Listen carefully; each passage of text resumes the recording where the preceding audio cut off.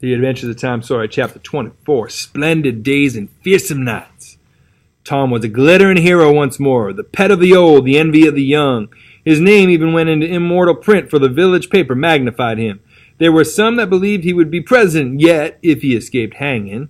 As usual, the fickle, unreasoning world took Muff Potter to its bosom and fondled him as lavishly as it had abused him before. But that sort of conduct is to the world's credit. Therefore, it is not well to find fault with it. Tom's days were days of splendor and exultation to him, but his nights were seasons of horror.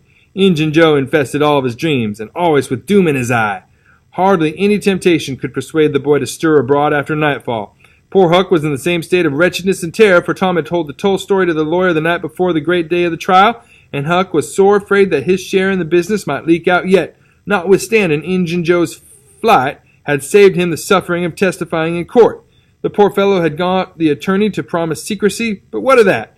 Since Tom's harassed conscience had managed to drive him to the lawyer's house by night and wring a dread tale from lips that had been sealed with the dismalest and most formidable of oaths, Huck's confidence in the human race was well nigh obliterated.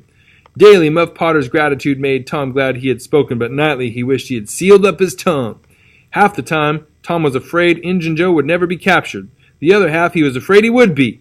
He felt sure he never could draw a safe breath again until the man was dead and he had seen the corpse. Rewards had been offered, the country had been scoured, but no Injun Joe was found.